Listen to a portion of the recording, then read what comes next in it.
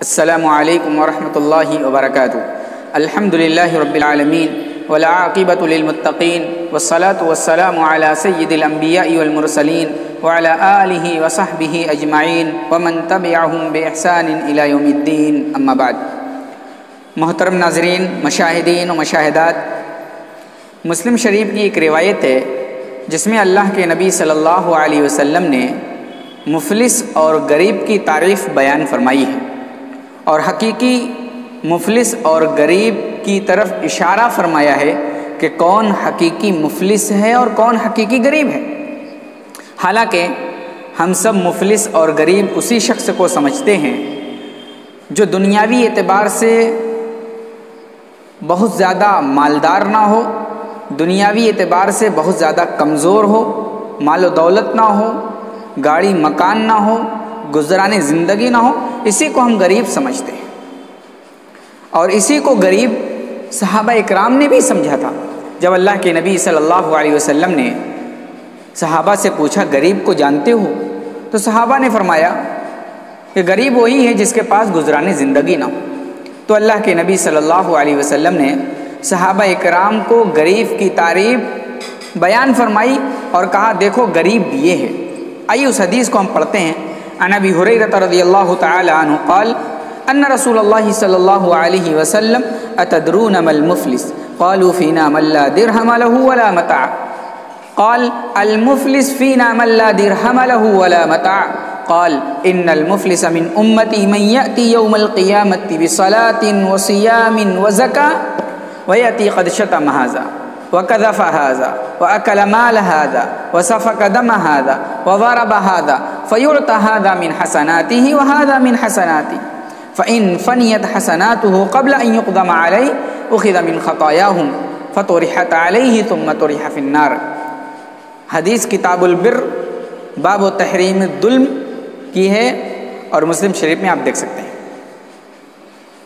اللہ کے نبی نے پوچھا صحابہ سے، اے میرے صحابہ مفلس کو جانتے ہو، غریب کو جانتے ہو؟ صحابہ نے کہا اے اللہ کے نبی فینا من لا درہم له ولا متاع، جس کے پاس مال و منال نہ ہو، دینار و درہم نہ ہو، اور رہنے سہنے اور گزرانے زندگی کے سامان نہ ہو، وہ غریب ہے، وہ مفلس ہے۔ اللہ کے نبی نے فرمایا مفلس ہو نہیں، غریب ہو نہیں، حقیقت میں غریب وہ ہے جو قیامت کے دن آئے گا بہت ساری نماز، بہت سارے روزے، بہت سارے صدقات و خیرات کے ثواب کو لے کر کے اور بہت ساری نیکیوں کو لے کر کے آئے گا، لیکن وہ نیکی اس کی اس دن کام نہیں آئے گی۔ ہوگا یہ کہ نیکی تو بہت لے کر کے آیا ہے، لیکن دوسری طرف اس نے اللہ کے بندوں پر ظلم کیا ہوگا، ظالم بن کر کے آئے گا۔ اللہ کے نبی نے آگے فرمایا وَيَأْتِي قَدْ شَتَمَ هَذَا، نماز، روزہ، صدقات، دیگر نیکیاں اس کے پاس ایک طرف ہے، دوسری طرف وہ ظالم ہے، کسی کو گالی دیا ہے۔ وَقَذَفَ هَذَا، کسی پاک دامن کے اوپر الزام لگایا۔ وَقَذَفَ سَفَكَ دَمَ هَذَا، کسی کا مرڈر کیا، کسی کا خون کیا، کسی کا ناحق مال کھایا۔ وَأَكَلَ مَالَ هَذَا وَسَفَكَ دَمَ هَذَا وَضَرَبَ هَذَا، کسی کو چلتے پھرتے ایسے ہی ناحق طریقے سے مار دیا۔ تو قیامت کے دن یہ مظلومین بھی آئیں گے اور یہ ظالم جس کے پاس بہت ساری نیکیاں، یہ بھی آئے گا۔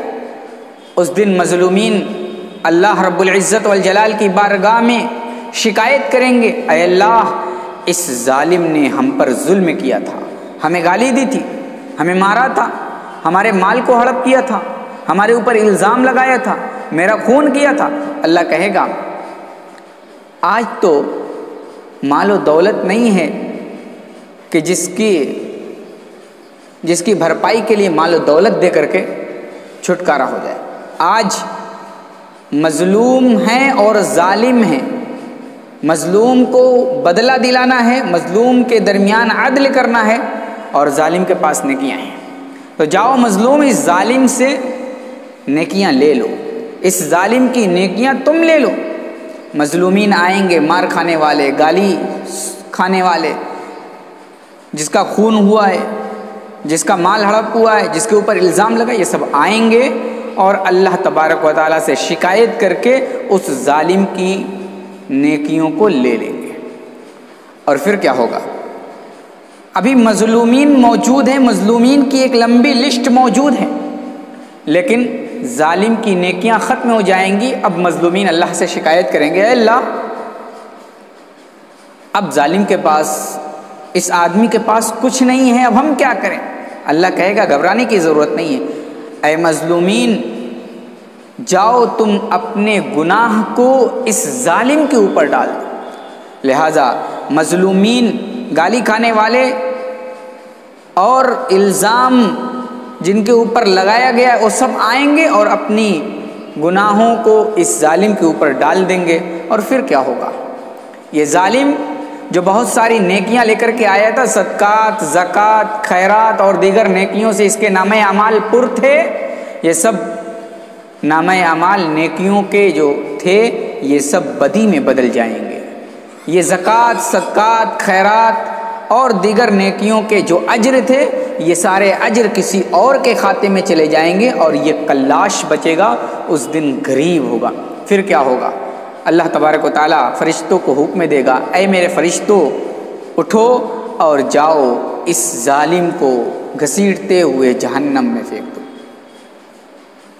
اخذ من خطاياهم فطرحت عليه ثم طرح في النار، پھر فرشتے اسے جہنم میں پھینک دیں گے۔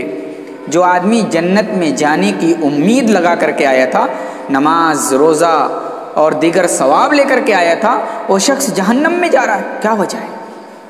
اس لیے کہ اس نے اللہ کے حق کو تو ادا کیا تھا، حقوق العباد کو، بندے کے حق کو مار دیا تھا، بندے کے حق میں کوتاہی کی تھی، اور یہ نہیں سمجھتا تھا کہ اللہ کے حق کو ادا کرنے کے ساتھ ساتھ بندے کے حق کو ادا کرنا بھی ضروری ہے، ورنہ کل قیامت کے دن اگر بندوں کے حق میں کوتاہی ہوئی تو ہماری نیکیاں لے لی جائیں گی۔ آج کتنے ایسے پارساہ قسم کے لوگ ہیں، کتنے ایسے نیک، صالح، سفید پوش لوگ ہیں جو اللہ کے حقوق کو تو ادا کرتے ہیں، نماز کو، زکوٰۃ کو، صدقات کو، یعنی جتنے اللہ کے حقوق ہیں سب کو ادا کرتے ہیں، بڑے اچھے سے ادا کرتے ہیں، لیکن اگر دوسری طرف دیکھا جائے تو بھائی سے جھگڑا ہے، بہن سے جھگڑا ہے، پڑوسی سے جھگڑا ہے، پڑوسی کا مال ہڑپ کر لیا، بھائی کا مال ہڑپ کر لیا، پڑوسی کا خون کر دیا، یہ سب آج ہمارے درمیان موجود ہیں، اور ان لوگوں سے یہ چیزیں سرزد ہو رہی ہیں جو بظاہر بڑے نیک، صالح نظر آتے ہیں۔ تو میرے بھائیوں، میرے ساتھیوں اور محترم ناظرین، ہم اللہ کے حقوق کو ادا کرنے کے ساتھ ساتھ حقوق العباد کو بھی ادا کریں، تب جا کر کے کل قیامت کے دن کامیاب ہوں گے، ورنہ دنیا میں اللہ کے حقوق کو ادا کرتے رہیں اور بندوں کے حقوق میں کوتاہی کرتے رہیں، بندوں کے حقوق کو مارتے رہیں، بندے کے حقوق کا خیال نہ کریں، تو پھر ہم کل قیامت کے دن اللہ کے ہاں پکڑے جائیں گے اور ہماری ساری نیکیاں ضائع اور برباد ہو جائیں گی۔ اس لیے آپ اپنی زندگی میں غور کریں، کیا کسی کو گالی تو نہیں دی، کسی کا مال تو ہڑپ نہیں کیا، کسی کو مارا تو نہیں، کسی کے اوپر الزام تو نہیں لگایا؟ اس دنیا کے اندر ہی اپنے سارے معاملات کو طے کر لیں، سارے معاملات کو سلجھا لیں، اور جن کو گالی دی ہے، جن کو برا بھلا کہا ہے، جن کو مارا ہے، ان سب سے جا کر کے معافی تلافی کر لیں، ورنہ اس سانس کے ٹوٹنے کے بعد پھر ہمارے اعمال کے ذریعے سے حساب و کتاب لیا جائے گا، اور ہمارے اعمال کو دے کر کے، ہمارے اجر کو دے کر کے ان کی بھرپائی کی جائے گی۔ اللہ تعالی ہم سب کو نیک عمل کی توفیق عطا فرما، حقوق اللہ کے ساتھ حقوق العباد کی ادائیگی کی توفیق عطا فرما۔ اے اللہ ہم سے اگر کہیں کوتاہی ہوئی ہے تو اے اللہ تو ہم سب کو اپنی کوتاہی پر نظر ثانی کرنے اور پھر اس کوتاہی کی اصلاح کرنے کی توفیق عطا فرما۔ آمین۔ السلام علیکم ورحمۃ